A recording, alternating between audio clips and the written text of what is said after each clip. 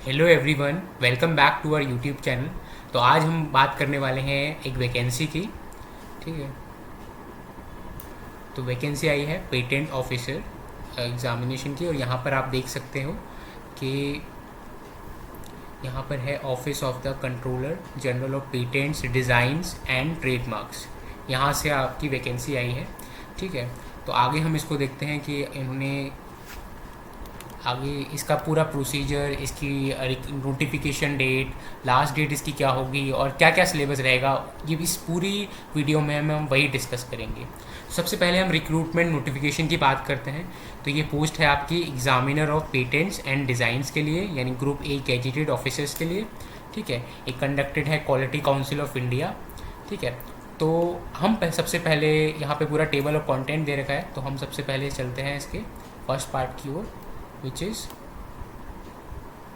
ठीक है, तो हमारे पास इसके जनरल इंस्ट्रक्शंस हैं। ये वही इंस्ट्रक्शंस होते हैं जो हर आपके एग्ज़ाम्स में एप्लीकेबल होते हैं। ठीक है, आप सारी चीज़, हाँ, अप्लाई कैसे करना है, तो अप्लाई करने के लिए इन्होंने आपका वेबसाइट बताया हुआ है www.qcin.org। और कोई application, mode of application accept नहीं करेंगे। एग्जामिनेशन फ़ीस मेंशन कर देते हैं, ये आपकी 1000 रुपीज़ है for general category students and OBC category students.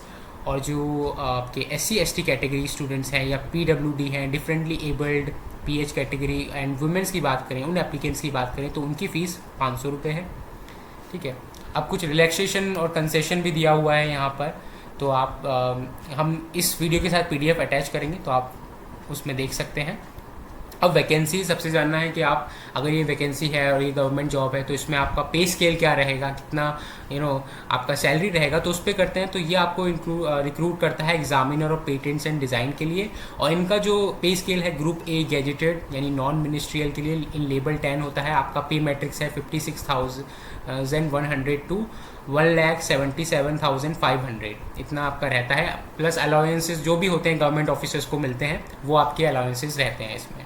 फिर आपकी इंपॉर्टेंट डेट्स इससे रिलेटेड क्या हैं, तो ऑनलाइन एप्लीकेशन स्टार्ट हो चुकी है 14 जुलाई, तो आप देख सकते हैं हम भी लेट हैं। ठीक है, तो आप लोगों ने भी जिसमें फॉर्म नहीं भरा है, जल्दी फॉर्म भरिए, क्योंकि इसकी लास्ट डेट है 4 अगस्त 2023। तो जल्द से जल्द आप इसका फॉर्म भरिए। बाकी सारी एडमिट कार्ड, एडमिट कार्ड जो आएगा आपका 14 अगस्त को आएगा। प्रीलिमिनरी एग्जामिनेशन 3 सितंबर को होगा। ठीक है, और उसके बाद ये मेंस एग्जामिनेशन है, डिक्लेरेशन है, उसका रिजल्ट, ये सारी चीज़ें आपकी दी हुई है, आप PDF में पढ़ सकते हैं। ठीक है, अब उससे पहले हम जान लेते हैं कि आपका ये CGPTDM है क्या, यानी पेटेंट ऑफिसर है क्या, और आपका रोल वहाँ पर क्या रहेगा। ऑफकोर्स आपको एग्ज़ाम देना है, ये स्केल, आपको सैलरी अच्छी मिल रही है, तो उस पर बेसिस पे आप जाओगे ही। ठीक है, लेकिन ये आपका आपका रोल क्या होगा अगर आपने वहाँ पे सिलेक्ट होते हैं, अगर आप खुशकिस्मत इंसान है जो सिलेक्ट होते हैं, तो वो आपका वहाँ पर रोल क्या रहेगा। तो आपका controller general of patent design है, ये ट्रेडमार्क्स है, यानी आपकी कोई भी आपका प्रॉपर्टी लॉज होते हैं, यानी कोई भी आपका पेटेंट से रिलेटेड, यानी कोई भी चीज़ नई डिस्कवरी हुई है, कोई भी चीज़ नया इन्वेंशन हुआ है, तो उसके तहत हमारे पास एक डिज़ाइन एक्ट है जो 2000 में तैयार किया, उसके बेसिस पे आपको पेटेंट्स तैयार करने होते हैं। यानी कोई, अगर आप केमिस्ट्री से रिलेटेड हैं तो उससे पेटेंट होंगे कि कोई आपने ड्रग बनाया, कोई मॉलिक्यूल, नया मॉलिक्यूल बनाया है। ठीक है, तो उसकी पूरी स्क्रूटनी करना कि क्या वाकई ये नया मॉलिक्यूल है, क्या वाकई ये नया ड्रग है जो कि हो सकता है कैंसर क्योर करे, या अभी जो कोरोना डिसीज़ थी उसको, उसके बारे में हो, वैक्सीन्स के बारे में हो, तो वो आपको चेक करना है, उसको स्क्रूटनाइज करना है। और ऑफ कोर्स अगर उन्हें ये सारी चीज़ स्क्रूटनाइज करनी है, तो पेटेंट टीम को कहीं ना कहीं केमिस्ट्री रिलेटेड स्टूडेंट्स चाहिए जो कुछ ना कुछ केमिस्ट्री में टेक्निकल नॉलेज रखते हों, कि केमिस्ट्री से रिलेटेड इन्फॉर्मेशन रखते हों। तो इसलिए उन्हें केमिस्ट्री स्टूडेंट्स को, जो भी पोस्ट ग्रेजुएट स्टूडेंट्स हैं, उन्हें हायर करना है। बट हाँ, आपको एक एग्ज़ाम देना है इसके तहत। ठीक है, तो इसका बहुत सारे ये लिखा हुआ है, सारी चीज़ें इसके बारे में लिखी हुई हैं, इसको मैंने ब्रीफ में आपको समझा दिया है। ठीक है, तो ये सारा एग्जामिनेशन ऑफ एप्लीकेशन है, आपको कैसे करना है। हाँ, उनकी की डोंट, मतलब जो चीज़ नहीं करनी है वो भी आप पढ़ सकते हो। ठीक है, उसके बाद यहाँ पे वैकेंसीज़ मेंशन की हैं, तो इस बार अगर आप केमिस्ट्री में देखो तो बहुत सालों बाद ये वैकेंसी आई है। और आप देख सकते हो, देखो OBC के लिए 15 है, SC के लिए 8 है, ST के लिए 3 है, EWS के लिए 6 है, अनरिजर्व यानी जनरल के लिए 24 है। तो आप देख सकते हो कि वैकेंसीज 56 हैं। ठीक है, केमिस्ट्री के लिए काफ़ी अच्छी वैकेंसीज यहाँ पर निकली हैं, तो ये आपके लिए एक अच्छी अपॉर्चुनिटी है और आप यहाँ पे ये कर सकते हो। ठीक है, ये इस फॉर्म को अप्लाई कर सकते हो और इसके एग्ज़ाम देने के लिए आप बैठ सकते हो। ठीक है, तो ये सारी चीज़ें हैं। बाकी आपका PDF अवेलेबल रहेगा। ठीक है, तो ये सारे दिए हैं। एलिजिबिलिटी कंडीशंस हैं कि आप क्या क्या कंडीशंस होनी चाहिए। ठीक है, तो ये सारी लिखी हैं, सिटीजन ऑफ इंडिया, नेपाल और भूटान, तो ये सारी चीज़ें आप पढ़ सकते हैं। ठीक है, और उसके बाद हम आते हैं क्या क्या इनिशियल क्वालिफिकेशन होनी चाहिए, तो हम केमिस्ट्री की तरफ आते हैं। तो केमिस्ट्री में आपका सबसे पहले मास्टर डिग्री होना चाहिए, यानी MSc आप होने चाहिए केमिस्ट्री से। और अगर आपके पास बैचलर डिग्री है इन केमिकल टेक्नोलॉजी और इंजीनियरिंग और इक्विवेलेंट, इस तरह की कोई डिग्री है तो भी आप एप्लीकेबल हैं। ठीक है, ऐसे ही आप ये सारी चीज़ में एप्लीकेबल हैं यहाँ पर केमिस्ट्री से रिलेटेड। और उसके बाद हमारे पास एज लिमिट है, रिलैक्सेशन है। तो कैंडिडेट की जो मिनिमम एज है वो 21 ईयर्स होनी चाहिए और उसकी मैक्सिमम एज यानी 35 ईयर्स से कम होनी चाहिए। ठीक है, on the last date of submission of online application. ठीक है, और 35 ईयर्स की जो एज है वो रिलैक्सेबल है 5 ईयर्स के लिए। अपर ऑफ 40 ईयर्स है, लेकिन उस पर कुछ रिस्ट्रिक्शंस हैं, वो हैं सिर्फ गवर्नमेंट सर्वेंट्स के लिए, तो सिर्फ गवर्नमेंट सर्वेंट्स के लिए है। ठीक है, ये सारी ठीक है, तो बाकी सारी इन्फॉर्मेशन आपको अवेलेबल है। अब हम अपने मेन टॉपिक की तरफ आते हैं, जो कि है आपका स्कीम ऑफ एग्जामिनेशन क्या होगा। तो ये फेजेस में होगा, इसके 3 फेज होंगे। सबसे पहले ये होगा preliminary examination for screening of candidates for the main examination, यानी मेन एग्जामिनेशन क्वालिफिकेशन के लिए पहले आपको प्री क्वालिफाई करना होगा। ठीक है, प्रीलिमिनरी एग्जामिनेशन के लिए आपका वही जो हर एग्जाम में कॉमन रहता है, एप्टीट्यूड पोर्शन रहता है। ठीक है, इंग्लिश पोर्शन, इंग्लिश आपका बेसिक रहता है। उसके बाद मेन्स एग्जामिनेशन जो आपका केमिस्ट्री रिलेटेड होगा। ठीक है, एंड देन आपका फिर अगर आप वो क्वालिफाई करते हो फिर आपका इंटरव्यू होगा। तो ये इस तरीके से 3 फेजेस में आपका एग्जामिनेशन होगा। ठीक है, तो ये सारा आप पढ़ सकते हैं कि किस तरह प्री होगा, मेंस होगा, ये सारा आप देख सकते हैं एग्जामिनेशन में इसमें क्या क्या रहेगा। अब हम मेंस एग्जामिनेशन की बात करें, केमिस्ट्री की बात करें, तो उस पर बात करते हैं उसके सिलेबस के बारे में। तो सबसे ज़रूरी हमारे लिए यही है कि हम सिलेबस की बात करें। तो हम बात करते हैं केमिस्ट्री सिलेबस की। तो केमिस्ट्री में आप देख सकते हो कि सबसे पहले तो इनऑर्गेनिक केमिस्ट्री है। ठीक है, इनऑर्गेनिक केमिस्ट्री है, तो आपका सबसे ये चैप्टर है केमिकल पीरियोडिसिटी है।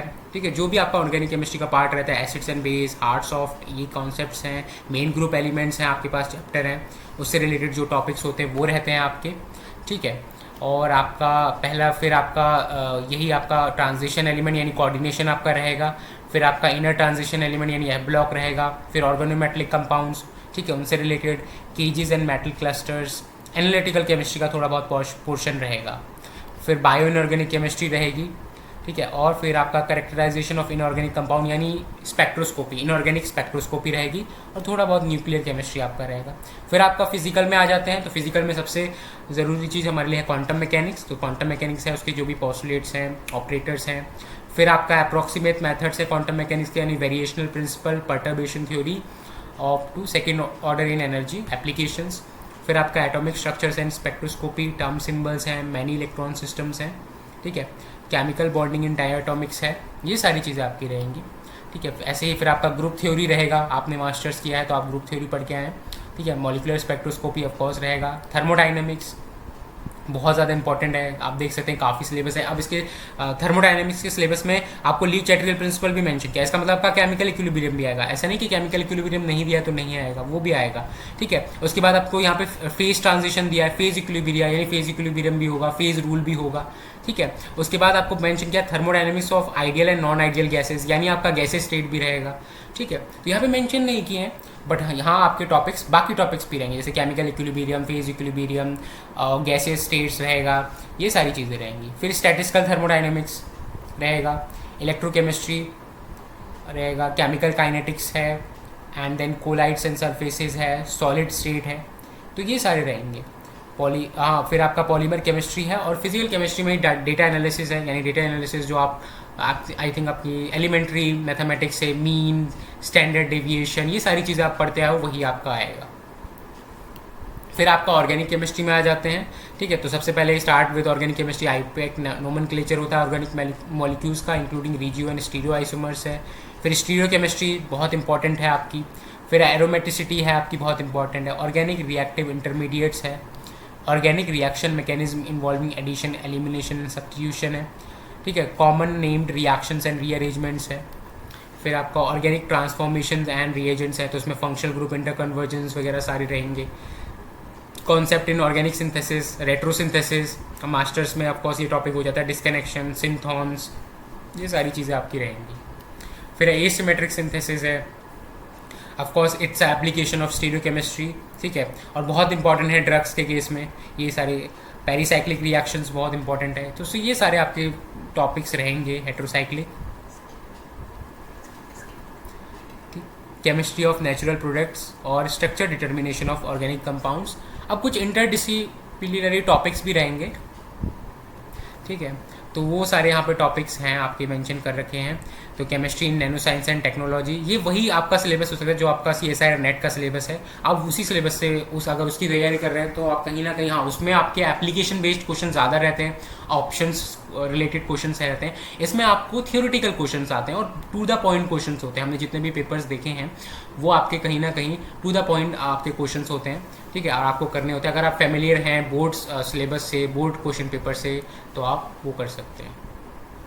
तो ये तो रहा केमिस्ट्री सिलेबस के बारे में। और ऑफकोर्स हम अपने चैनल की तरफ से भी लगातार ये कोशिश कर रहे हैं, कोशिश नहीं, हम ऑफकोर्स इसको नेक्स्ट वीक से करेंगे कि यहाँ पे हम, हाँ, जो भी कंटेंट है, जो भी आपका प्रीलिमिनरी सिलेबस है, ठीक है, जिसमें एप्टीट्यूड पोर्शंस आता है, तो बहुत सारे चैनल्स ऐसे भी करते हैं कि वो इस पर ध्यान नहीं देते, लेकिन हम उस पर भी ध्यान देंगे। हम एप्टीट्यूड भी आपको पढ़ाएंगे, इंग्लिश पार्ट भी पढ़ाएंगे, ठीक है, और हम आपको फिर केमिस्ट्री का तो पोर्शन ऑफ कोर्स हम आपको कराएंगे, पूरा डिटेल में कराएंगे, जो पूरा सिलेबस बेस्ड है, और पूरा आपका जो पोर्शन रहेगा, यानी आपका टू द पॉइंट क्वेश्चंस रहेंगे, उनके बारे में बताएंगे, ठीक है। बहुत आसानी से आप क्लियर कर सकते हो, पर आपका फोकस होना चाहिए इस पेपर की तरफ, और पेपर में जितना भी अभी टाइम बचा है, अब अगर आपने एग्ज़ाम फॉर्म फिल नहीं किया तो पहले तो एग्ज़ाम फॉर्म फिल करो, ठीक है, सारा आपका एग्ज़ाम फॉर्म जो भी रहता है आप फिल करो, और उसके बाद आप फिर इसकी तैयारी करना, नेक्स्ट डे से ही तैयारी करना इसकी शुरू करो, ठीक है। अब अभी के लिए thank you. Tune for more updates, मिलते हैं नेक्स्ट वीडियो में।